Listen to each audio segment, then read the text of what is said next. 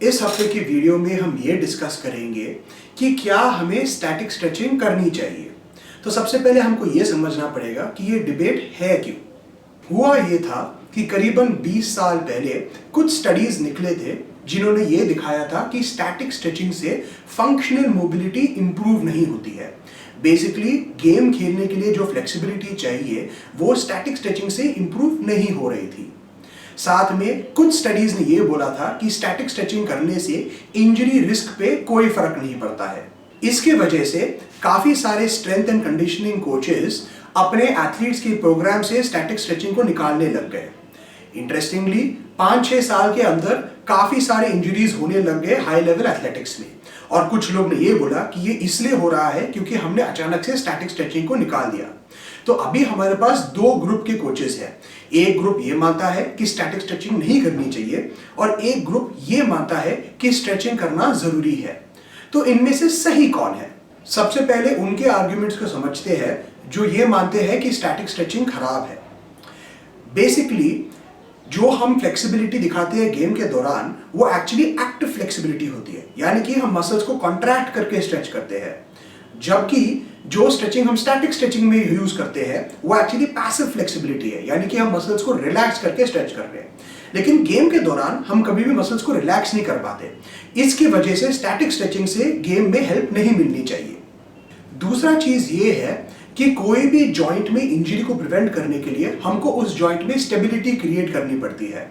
तो जब कोई भी जॉइंट में इनस्टेबिलिटी है ऑटोमेटिकली हमारा फ्लेक्सिबिलिटी रिस्ट्रिक्ट हो जाता है। तो फॉर एग्जांपल काफी लोग टोज को इसलिए नहीं टच कर पाते क्योंकि उनके हैमस्ट्रिंग्स वीक है, टाइट नहीं है। क्योंकि वो वीक है इसलिए वो टाइट है। तो लॉजिक बेसिकली यही है कि अगर हम हैमस्ट्रिंग्स को जबरदस्ती स्ट्रेच करते रहेंगे इससे प्रॉब्लम सॉल्व नहीं हो रहा है। प्रॉब्लम एक्चुअली ये है कि हैमस्ट्रिंग्स वीक है। तो जब तक हम हैमस्ट्रिंग्स को स्ट्रेंथन नहीं करेंगे हैमस्ट्रिंग्स की फ्लेक्सिबिलिटी भी इंप्रूव नहीं होगी। और इनका मेन असर्शन यही है कि नॉर्मल कंडीशन में बॉडी हर पोजीशन में फुल फ्लेक्सिबिलिटी दिखा पाता है। बॉडी इसलिए फ्लेक्सिबिलिटी नहीं दिखा रहा है क्योंकि कोई मस्कुलर इंबैलेंस है, और इसको हम ट्रेनिंग से सॉल्व करेंगे, स्ट्रेंथ ट्रेनिंग या फिजियोथेरेपी एक्सरसाइज से सॉल्व करेंगे, स्टैटिक स्ट्रेचिंग से नहीं। अब उन लोग के आर्ग्यूमेंट्स को समझते हैं जो स्टैटिक स्ट्रेचिंग को सपोर्ट करते हैं। बेसिकली वो ये बोल रहे हैं कि स्टैटिक स्ट्रेचिंग का पर्पस समझना जरूरी है। अगर हम स्टैटिक स्ट्रेचिंग कर रहे हैं मसल्स को रिलैक्स करने के लिए और अडैप्टिव शॉर्टनिंग से बचने के लिए, तो फिर स्टैटिक स्ट्रेचिंग बहुत इफेक्टिव है, specially post workout static stretching. तो आइडिया बेसिकली ये होता है कि वर्कआउट के दौरान हम नहीं चाहते हैं कि मसल्स रिलैक्स हो, इसलिए प्री वर्कआउट स्ट्रेचिंग करने का कोई मतलब है नहीं। लेकिन पोस्ट वर्कआउट पीरियड में जब सारे मसल्स टेंस हो चुके हैं तब रिकवरी को बढ़ाने के लिए स्टैटिक स्ट्रेचिंग करना जरूरी है, नहीं तो नर्वस सिस्टम रिलैक्स नहीं कर पाता। और अगर हम कभी भी स्ट्रेच नहीं करेंगे और कभी भी मसल्स को रिलैक्स नहीं करेंगे, इवेंचुअली ये टाइम आ जाएगा कि पूरी बॉडी ओवरट्रेन हो चुकी है और कहीं ना कहीं इंजरी होना स्टार्ट हो जाएगा। तो एक्चुअली स्टैटिक स्ट्रेचिंग से हम एक इंजरी से बॉडी को बचा नहीं रहे हैं, हम सारे इंजरीज से बॉडी को बचा रहे हैं, क्योंकि हम जनरल तरीके से बॉडी का रिकवरी को इंप्रूव कर रहे हैं। इसमें एक और बात ये आ जाती है कि बॉडी में अडैप्टिव शॉर्टनिंग हो जाती है। बेसिकली अगर हम पूरा टाइम एक पर्टिकुलर रेंज में काम करते हैं तो फिर बॉडी भूल जाता है कि इससे ज्यादा स्ट्रेच करना पॉसिबल है। इसके वजह से इवेंचुअली मसल टाइट हो जाता है कुछ पोजीशंस में, जिससे फिर इंजरी हो सकती है। इसका बढ़िया एग्जाम्पल है प्रीचर कर्ल्स। काफी लोग प्रीचर कर्ल्स करते हैं लेकिन पूरी तरह से आर्म्स को स्ट्रेच नहीं करते।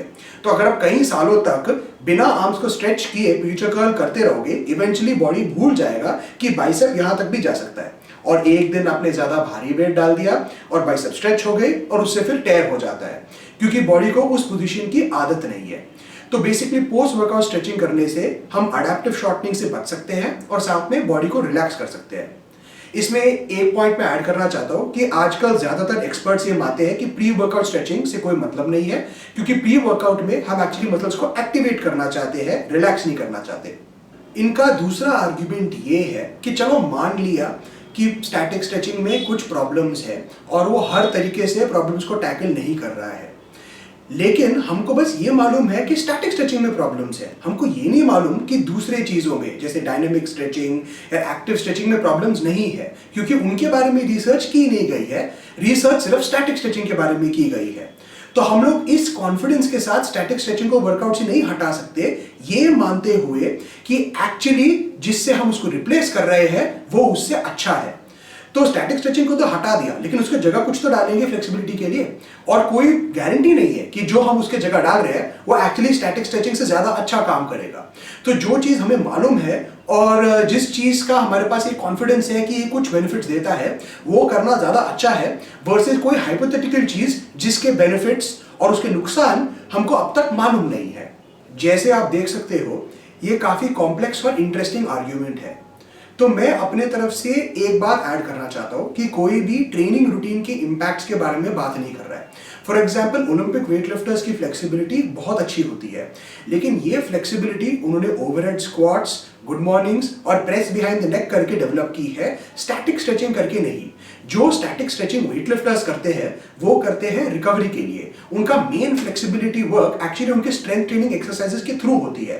तो फॉर एग्जांपल, अगर किसी का स्क्वाट में फ्लेक्सिबिलिटी खराब है, वो 50 केजी लेकर बैठ जाते हैं स्क्वाट में और 3-4 मिनट तक स्ट्रेच करते हैं। ओवरहेड स्क्वाट की प्रैक्टिस करते हैं स्नैच का पोजीशन को इंप्रूव करने के लिए। शोल्डर डिस्लोकेट एक्सरसाइज करेंगे स्टिक के साथ उनका शोल्डर मोबिलिटी बढ़ाने के लिए। एक्चुअल स्टैटिक स्ट्रेचिंग से उनकी फ्लेक्सिबिलिटी की बेस नहीं बनती है, क्योंकि उस तरीके से उनका स्ट्रेंथ अप्लाई नहीं होता है।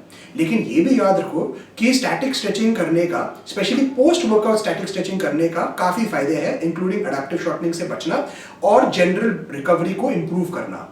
तो मेरे हिसाब से अगर देखा जाए तो स्टैटिक स्ट्रेचिंग का कोई रिस्क नहीं है और पोस्ट वर्कआउट स्टैटिक स्ट्रेचिंग करने से सिर्फ फायदे होंगे। तो अगर आप अपने क्लाइंट्स की रूटीन में स्टैटिक स्ट्रेचिंग को ऐड करना चाहते हो, मेरे हिसाब से ये अच्छा आइडिया है और ये प्रोडक्टिव ही होगा।